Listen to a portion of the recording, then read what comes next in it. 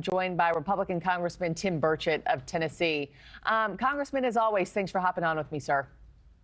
Thank you. Sorry, I'm in my car. No, it's all good. It's all good. What do you think of this new evidence? Is this what you were hoping for in the case? Because, you know, I'm here in Chicago. I just think of all the people of all different backgrounds wearing Chicago Bulls gear today. Is that really going to be the X factor in this case for Republicans? Yeah. I think what broke yesterday, nobody knows about, a little publication in Tennessee. I guess it's on the internet. I'm not sure what the young folks call it. It's called the Tennessee Star. And they broke a story yesterday that this man apparently was pulled over in Tennessee without a license and was arrested for human trafficking, and then when the Tennessee Highway Patrol, which do an excellent job, I'm a big fan of them, they do great work, they found out that this guy was apparently on the terrorist watch list. And during the Biden administration, the Biden FBI told our state troopers to turn him loose.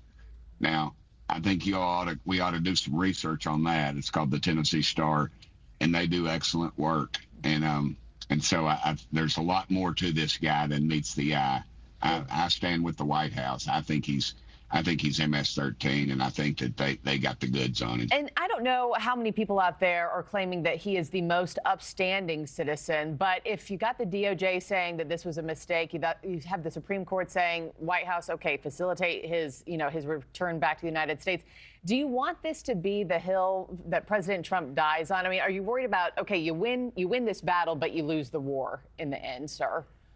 I think America's so fed up. I mean, where was this senator? Where was his reaching out to families that people had died from? I have a close friend of mine, the Corcoran family. Their child was killed by an illegal that was drunk driving.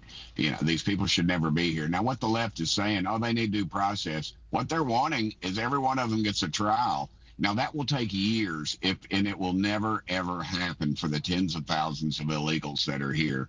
We have to have access to a system that provides justice for Americans, and this system is currently working. President Trump is correct in his assumption. I feel like I don't feel like this guy is a Sunday school teacher, and I think they got him. As I just mentioned, the Supreme Court, of course, now involved. What do you think of the optics of this? Is it a good look for the Republican Party or for the White House to not be following orders from the nation's highest court?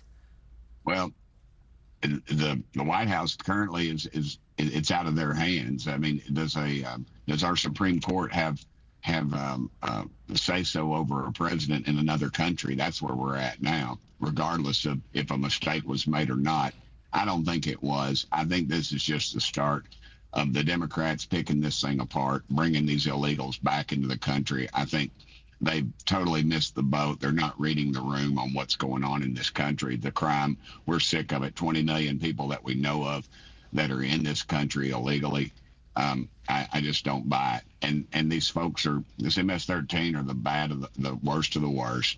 And they don't need to be in our country. They shouldn't have been here.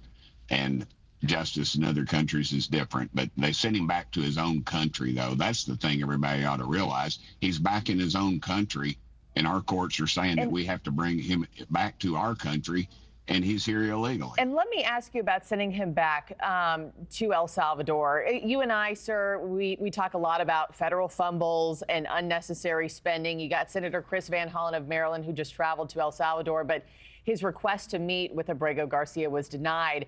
And the congressman is claiming that part of the reason he was still behind bars was because of money. So take a quick listen to what the senator had to say.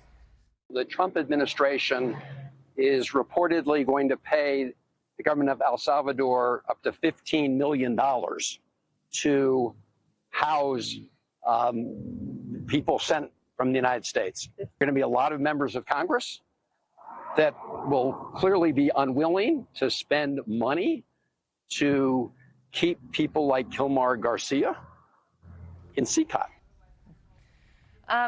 Burchett, would you classify this as wasteful spending? And should we be sending millions of dollars to El Salvador for deportations? If they're taking these illegals, I think it's money well spent.